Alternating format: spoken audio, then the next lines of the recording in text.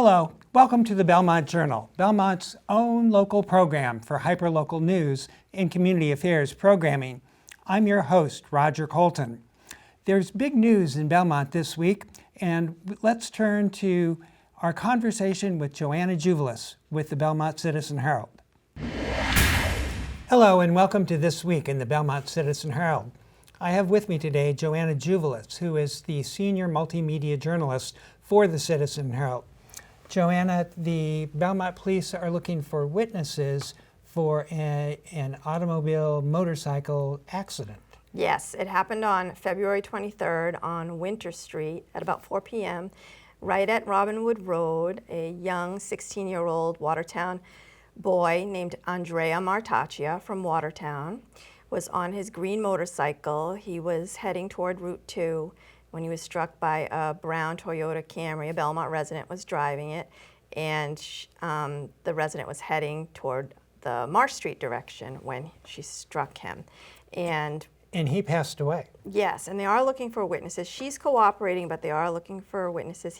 He died as a result of his injuries 3 days later on February 27th. They just had his wake and his funeral. He was an 11th grade electrical major at Minuteman High School, and he played lacrosse. He was active, right? Yes. He was an athlete. He played lacrosse. He played football. He played football, and he was very well liked. He was known as Dre to all who knew him. And I was able to speak to his parents, and they just want everybody. They said his story is not going to end. Everybody needs to think of him as an inspiration. So if anybody knows anything, they should contact the Belmont Police. Absolutely. Okay, let's close the door on that, and let's talk about the coronavirus. The last time we talked, the risk was low, and it's still low, but there's still news. Yes, the last time we talked about this, Roger, it was only in China at the time. Now it's in over 60 countries. It's 17 times more people affected than China, where it outbroke in the first place.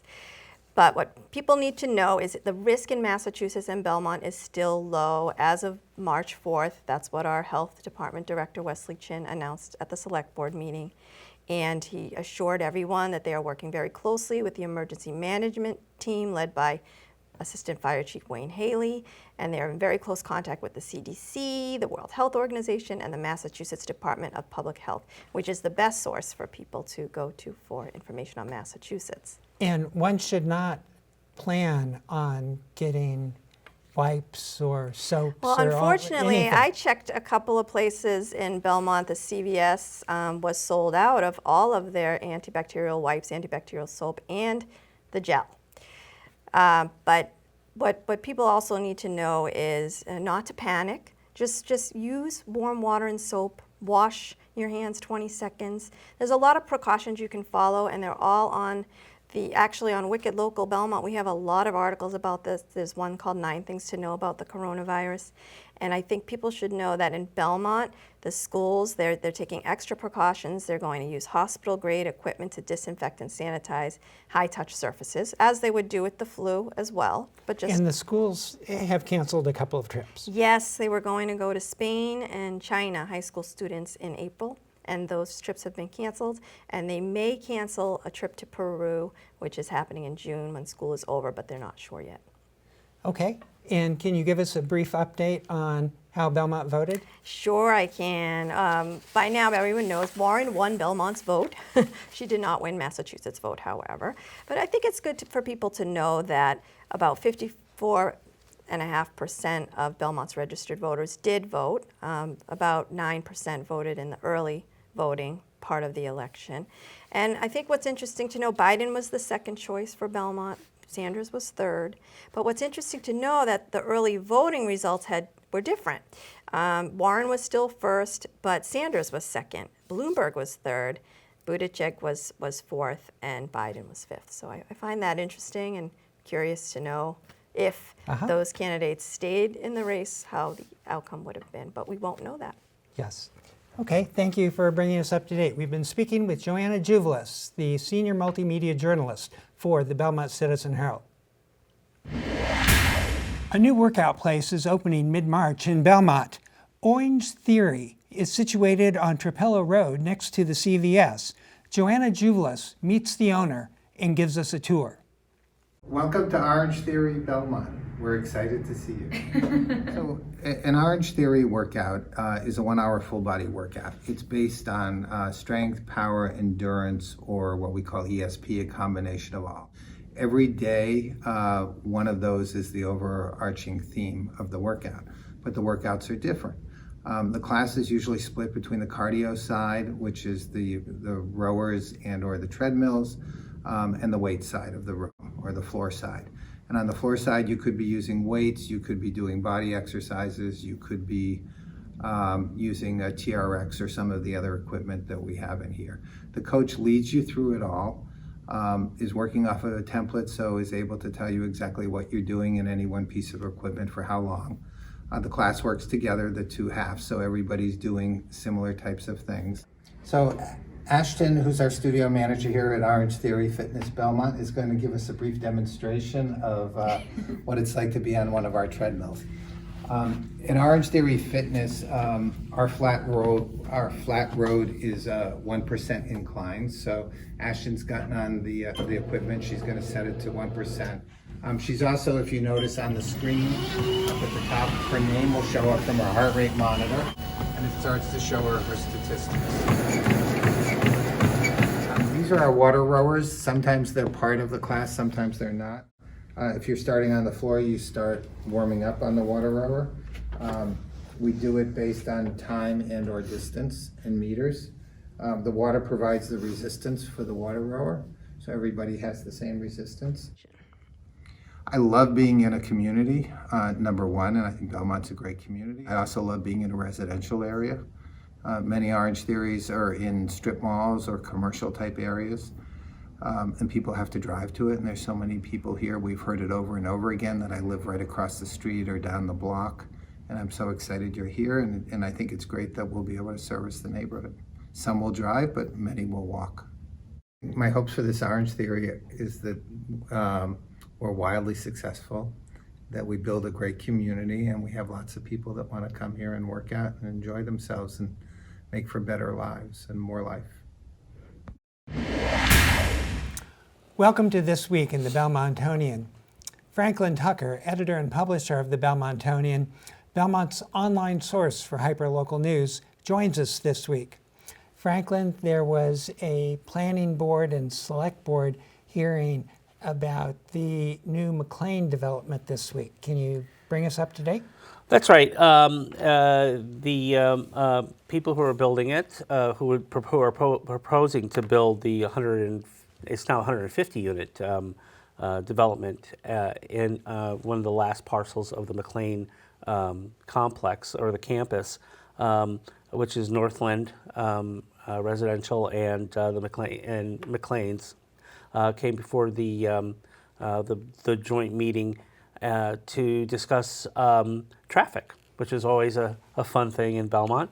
Well, the traffic would dump onto Pleasant. That's right. It would be coming off of one street so you'd have a lot of cars coming in and out of that area through one area, and that would be on Olmsted Road, which is across. If you looked at Star Market, it would be like coming. It would be on Pleasant Street coming on to what would be almost the Star Market area. So there was an agreement which started the whole development process at McLean's back in 1999. And there was a memorandum of understanding between the town and McLean, and part of that memorandum was traffic, and and they did a traffic study, and the traffic study was done as if they were going to have the very large continuing care facility, which was very big and very massive. That never came about because of economics, and now they're going to build a residential. It just turned out that they would be going over some of the limits that they had already proposed for that site. And it was really just one area, I believe it was departures during a certain part of the day, which they were over. So what they would like to do is their preference would be to reopen the agreement, which would require going to town meeting and basically looking at the whole traffic area and traffic, and maybe doing a little bit of a prodding of the numbers to make it work, basically. Now, my understanding is if they don't reopen the agreement, there are a limited number of things they can do to control traffic. That's right. And the first thing that they could do is basically limit the number of what would be then the apartment segment of this housing project rather than the townhouses. And it would go down a lot. It would basically bring it down to about 118 apartments from the 140 that they're thinking about doing. So it would really affect the affordability that everybody has been praising the whole project for. Now It seems like this it's like the proverbial balloon where you push it one place, it comes out that's another. right, and because of the agreement, there's a big needle at the other end, and no one wants to pop that balloon. So what people are now, the other part that they could do is something innovative. Think out of the box, and the one prospect they would like to see is maybe a shuttle bus. Make the entire process or make the entire project more bicycle friendly, walking friendly. So in many ways they would like to take as many cars off the road, and then use a shuttle bus system that would take people to Waverly, which is a transportation hub, or go over to Alewife, and then maybe even Harvard Square, someplace where you can just get people to move around seamlessly. The good news is that McLean and Northland are pretty receptive to that. Sure. Okay, well, we will hear more about this in the next few weeks before town meeting. That's right, it will come and we will know by that time what they will try to do. Great, thank you very much. Thank you. I have with me today two members of the Belmont Cultural Council, Jenny Angel and Juliet Jenkins. The Cultural Council is having its big annual celebration of its activities upcoming here on March 15th, and we're delighted to have you here with us today to talk about the activities of the council. Can you tell us about what's going to happen on March 15th? Sure. Thanks so much for having us here today. And on Sunday, March 15th, we're going to be in the Belmont Art Gallery in the Homer Building, and we're going to have invited past and present grant recipients. We're going to have a bunch of our members there. We're having the Chenery Jazz Combo playing for us, and we're having a former member, John Baboyan, who is a guitarist and a professor at the Berklee School of Music, is going to be providing entertainment. And it's a meet and greet to learn about what's going on and exciting in the arts community in Belmont. And let's let people know what the Cultural Council is, just in case folks haven't heard. It is a committee appointed by the Select Board. Yes, that's right. We have 15 members this year. We're appointed for a 3-year commitment, and then we can renew after those 3 years. I've been on, this is my 4th year with the council, so I just renewed for this year. And I'll let Juliet, our board chair, speak a little more to what we do. So we are part of the largest grassroots organization in the nation, funded by the state Mass Cultural Council, and we get between $5,000 and $7,000 every year to distribute to programs that benefit the public of Belmont, considering the senior community, the children of Belmont, and all town activities like the Belmont Porch Fest. And people apply for money. My understanding is this year you had 27 applicants and provided 15 grants. Do I have those numbers correct? You got those numbers correct, and they're pretty typical. When we went to an online program for submitting applications, the numbers went down that first year, but usually we get between 20 and 25 applications. We fund amounts between $200 and $800 annually, so we don't really give huge amounts of money individually, but we're trying to support PTA programs in the schools. We support farmers markets activities. This year it's going to be Mass Audubon Habitat is going to be at the farmers market with some climate change programs. So a variety of inside and outside throughout the year. And there are three categories, as I remember. There's science, there's the humanities, and then there's the visual and performing arts. Can you expand on that? Sure. One of the cool programs that we're doing this year is from the Benton Lending Library, which maybe not everyone knows about, but the Belmont Public Library is our main library, and the Benton is now a private library. And they have a very popular collection of books that seems to be there. It's hard for them to find a way to fund it. So that's a type of humanities programming that we've done. Of course. And then for arts programming, like you might expect, last year we had a modern dance concert, which we hadn't had in a long time, in Fred Astaire Dance Studio. So we sort of collaborate with local studios and a newcomer to town, and it was given to the general public. And I assume that you've got a hand in things like Porch Fest and the Payson Park Music Festival?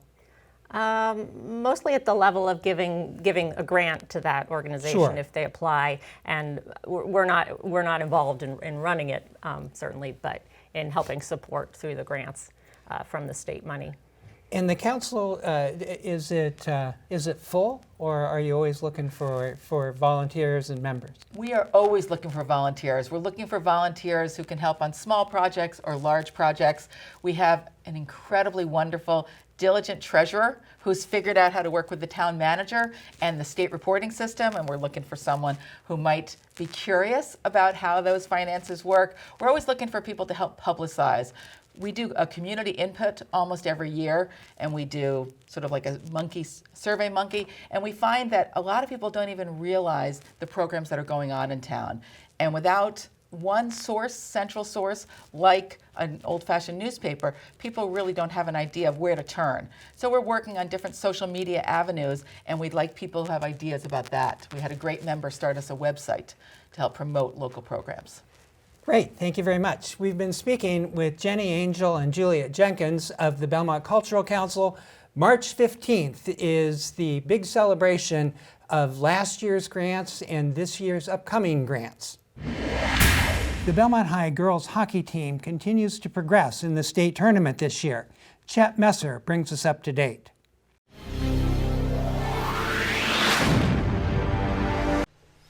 As you will learn in this report, Saturday, March 7 will be a busy day for Belmont sports fans. Belmont beat Latin Academy on Wednesday night to advance to the finals at Songa Center on March 7. To reach the semifinal game against Latin Academy, Belmont needed to defeat Billerica. They did so by a torrid third period in which they shot 71%. Kevin Logan opened the scoring with a drive to the hoop. He put Belmont up by 12 with another one. Ali Nerozi then grabbed a rebound on a missed shot and drove the length of the court for another two-point layup. He was fouled and made good on the free throw. Kevin Logan then asserted himself again, blocked a shot, passed it out to Preston Jackson Stevens, who scored another layup. Bill Ricker then called a timeout to no avail as Belmont rolled to a 76-57 victory. Turning to ice hockey, the girls' hockey team continued their winning ways with a 4-2 win over Winthrop. The Marauder girls then defeated Waltham 2-0 in a first-round tilt. As mentioned earlier, there will be a busy Saturday for sports fans. The Belmont girls now face Austin Prep in a quarterfinal match to be held at Woburn's ice hockey rink at noontime.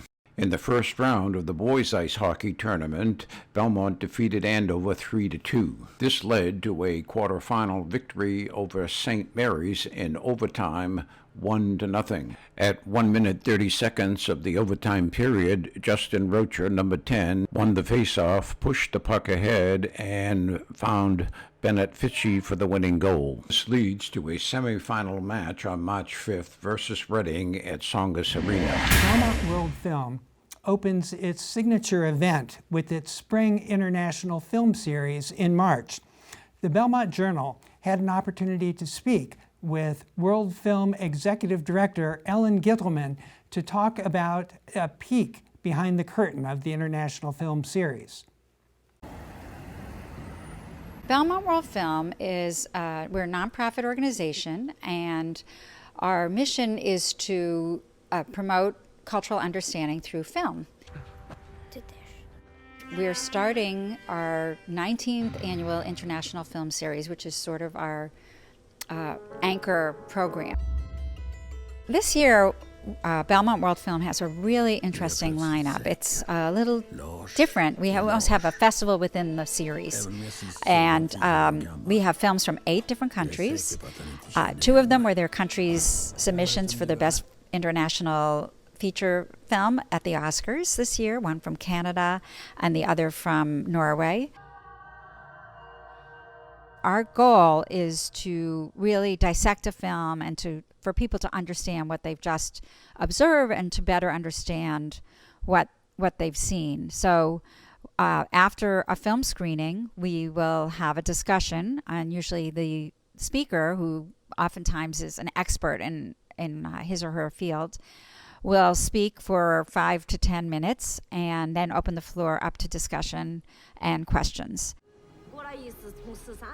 With binge watching and so much material on streaming, we have to make a case for people to come to a theater to actually see a film. And so we like to show films that have never been shown in Boston, that may never get to Boston. We try to show films that you may never get to see that are exceptional, but because of the vagaries of the film industry, don't ever make it here. We're living in a time where the other is considered, scary or hard to understand. And so Belmont World Film is really interested in helping people to understand other people, and that it's not so scary, that we share a lot as people, that maybe our outward expressions are different, but we have similar feelings about family and friendship and caring and thoughtfulness and what's right, what's just. I've seen it in action, and I will tell you that it definitely works. It's changed people's minds, and I think that's a pretty good thing. Here's Hannah Fisher to tell us about all there is to do that is interesting and fun in Belmont on the Belmont Journal's community calendar.